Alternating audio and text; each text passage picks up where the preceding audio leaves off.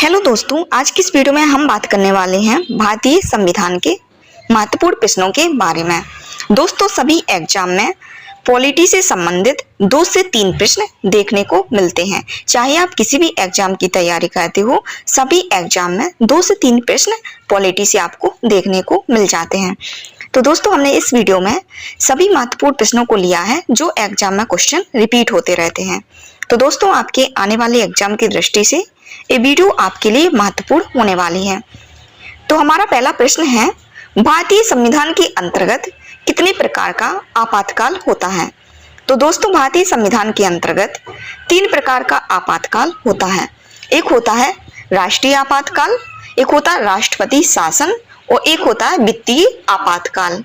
अगर हम राष्ट्रीय आपातकाल की बात करें तो इसका उल्लेख अनुच्छेद 352 में किया गया है।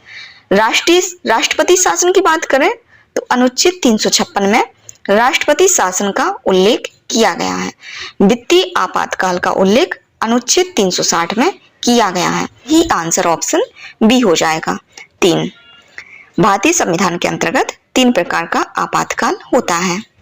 अगला प्रश्न है, भारतीय संविधान के किस अनुच्छेद के तहत राष्ट्रीय आपातकाल की उद्घोषणा राष्ट्रपति करता है? तो दोस्तों, अनुच्छेद 352 के तहत राष्ट्रीय आपातकाल की उद्घोषणा राष्ट्रपति करते हैं। यानी सही आंसर ऑप्शन ए हो जाएगा, अनुच्छेद 352 राष्ट्रीय आपातकाल। तो आप इसे याद रखेंगे। अगला प्रश्न है, अब तक कितनी बार राष्ट्रीय आपातकाल की घोषणा राष्ट्रपति के द्वारा की जा चुकी है? तो दोस्तों, अब तक कुल 3 बार राष्ट्रीय आपातकाल की घोषणा राष्ट्रपति के द्वारा की जा चुकी है।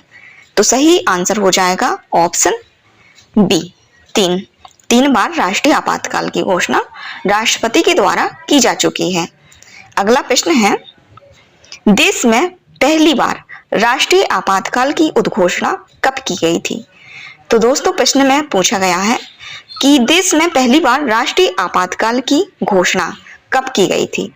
तो सही आंसर हो जाएगा ऑप्शन ए 26 अक्टूबर 1962। 26 अक्टूबर 1962 को पहली बार राष्ट्रीय आपातकाल की उद्घोषणा की गई थी। दोस्तों, 3 बार राष्ट्रीय आपातकाल लग चुका है। पहला 1962 में लगा है, दूसरा लगा है 1971 में और तीसरा लगा है 1975 में। एग्जाम में आपको ऐसे भी प्रश्न मिल सकता है कि पहली बार राष्ट्रीय आपातकाल की उद्घोषणा कब की गई थी? तो आंसर हो जाएगा 1962।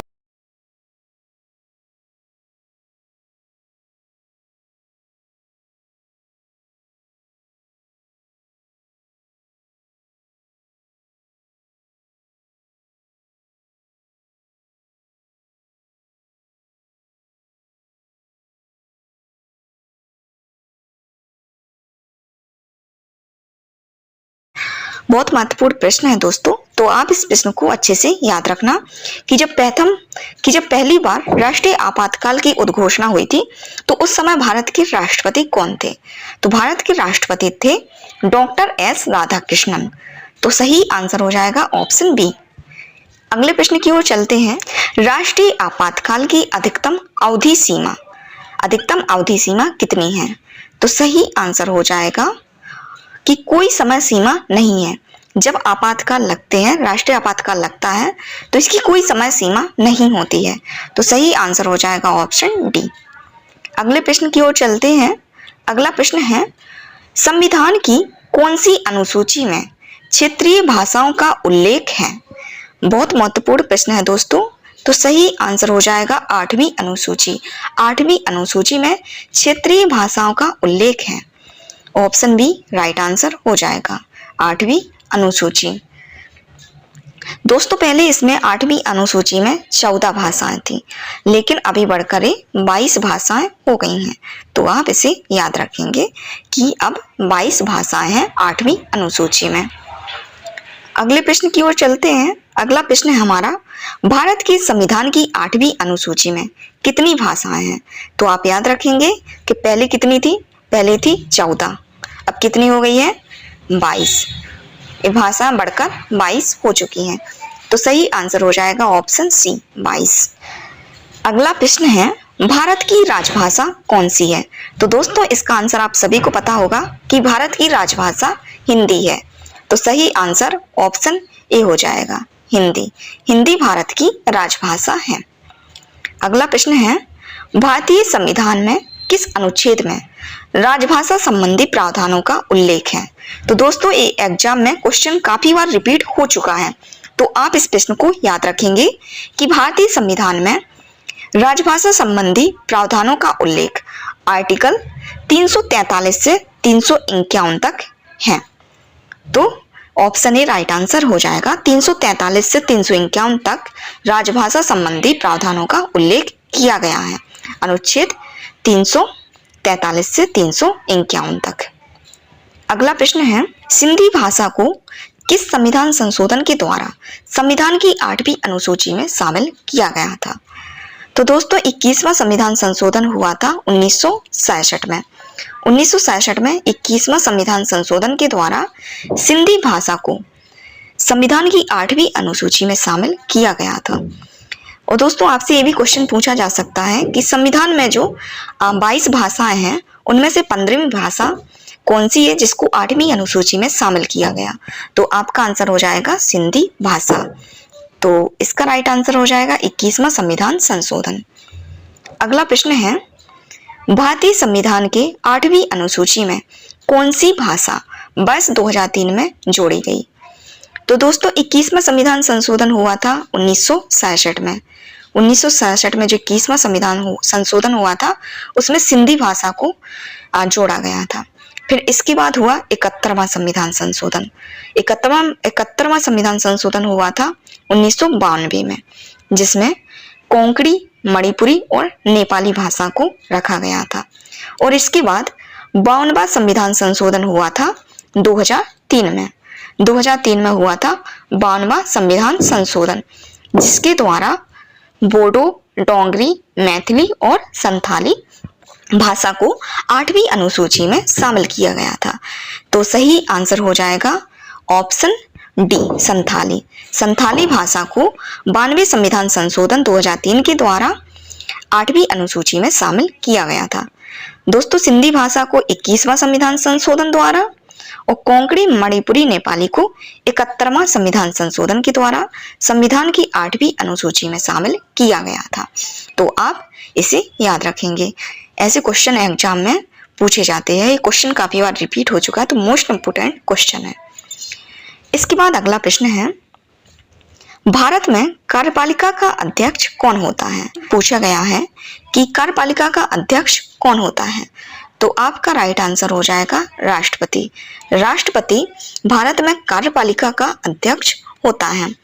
राष्ट्रपति की बात करें तो राष्ट्रपति के बारे में यानी राष्ट्रपति के पद के बारे में अनुच्छेद 52 में राष्ट्रपति के पद का उल्लेख किया गया है।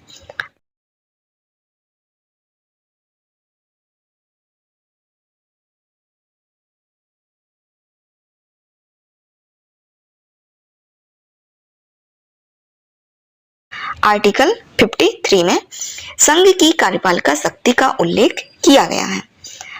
अगला प्रश्न है, भारतीय संविधान के अनुसार भारत का प्रथम नागरिक कौन होता है? तो दोस्तों भारतीय संविधान के अनुसार भारत का प्रथम नागरिक राष्ट्रपति होते हैं। तो सही आंसर ऑप्शन ए हो जाएगा राष्ट्रपति। राष्ट्रपति पद का उल्लेख अनुच्छेद 52 में है, तो आप इसे याद रखेंगे। अगला प्रश्न,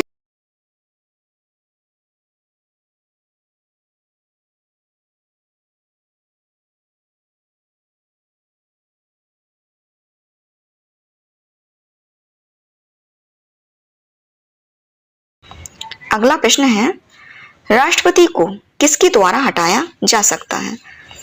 तो दोस्तों संविधान का उल्लंघन करने पर राष्ट्रपति पर महाभियोग लगाया जाता है।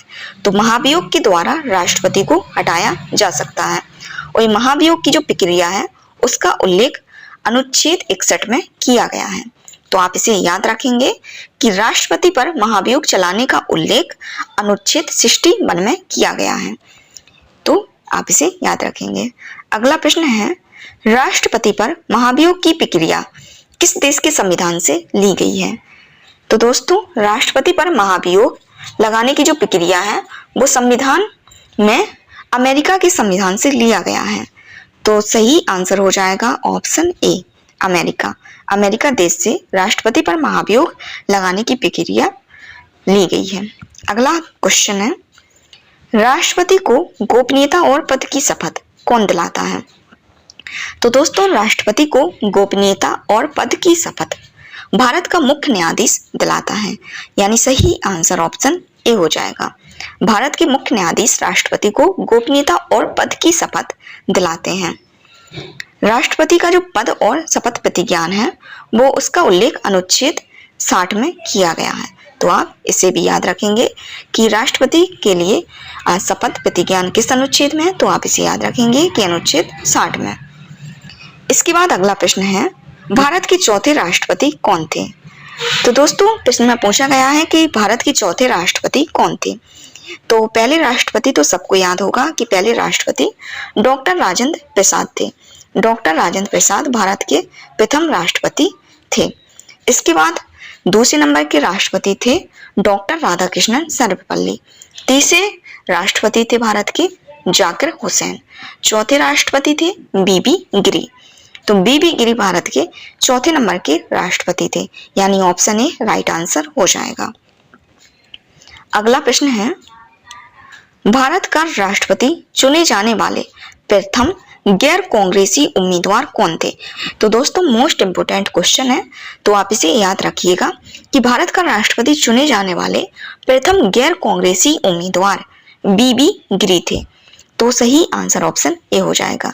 बीबी गिरी प्रथम गैर कांग्रेसी उम्मीदवार थे और ये चौथे नंबर के राष्ट्रपति भी थे। अगला प्रश्न है, स्वतंत्र भारत के प्रथम राष्ट्रपति कौन थे? तो दोस्तों, प्रश्न में पूछा है कि स्वतंत्र भारत के प्रथम राष्ट्रपति कौन थे। तो इसका आंसर आप सभी को पता होगा कि स्वतंत्र भारत के प्रथम राष्ट्रपति डॉक्टर राजेंद्र प्रसाद थे। तो सही आंसर ऑप्शन बी हो जाएगा। डॉक्टर राजेंद्र प्रसाद स्वतंत्र भारत के प्रथम राष्ट्रपति थे। अगला प्रश्न है, लगातार 2 बार भारत के राष्ट्रपति कौन रहे? तो दोस्तों, आप ये प्रश्न भी याद रखेंगे क्योंकि ये मोस्ट इंपोर्टेंट प्रश्न है। एग्जाम में काफी बार ये भी क्वेश्चन रिपीट हो चुका है कि लगातार 2 बार भारत के राष्ट्रपति कौन रहे। तो इसका सही आंसर है option A, doctor Rajendra Prasad Bharat के 2 बार राष्ट्रपति रहे हैं, जो लगातार 2 बार भारत के राष्ट्रपति बने। अगला प्रश्न है, भारत के राष्ट्रपति पर महाभियोग लगाने का अधिकार किसे है? तो दोस्तों, भारत के राष्ट्रपति पर महाभियोग लगाने का अधिकार संसद के दोनों सदनों को होता है। तो सही आंसर हो जाएगा ऑप्शन सी, संसद के दोनों सदनों को राष्ट्रपति पर महाभियोग लगाने का अधिकार है। महाभियोग लगाने की जो प्रक्रिया है वो संविधान के अनुच्छेद 61 में महाभियोग का उल्लेख किया गया है, अनुच्छेद 61 में। तो आप इसे याद रखेंगे। संविधान का उल्लंघन करने पर राष्ट्रपति पर महाभियोग लगाया जाता है। अगला प्रश्न है, डॉक्टर राजेंद्र प्रसाद कितने वर्ष तक राष्ट्रपति रहे? तो दोस्तों, 12 वर्षों तक डॉक्टर राजेंद्र प्रसाद भारत के राष्ट्रपति रहे, यानी सही आंसर ऑप्शन सी हो जाएगा, 12 वर्षों तक। आई होप दोस्तों आपको वीडियो पसंद आई होगी। वीडियो पसंद आई हो तो वीडियो को लाइक कर दीजिए, और आपने अभी तक चैनल को सब्सक्राइब नहीं किया है तो चैनल को भी सब्सक्राइब कर लीजिएगा। दोस्तों, आपको इस चैनल पर जीके से संबंधित सामान्य ज्ञान के महत्वपूर्ण प्रश्न मिलते रहेंगे।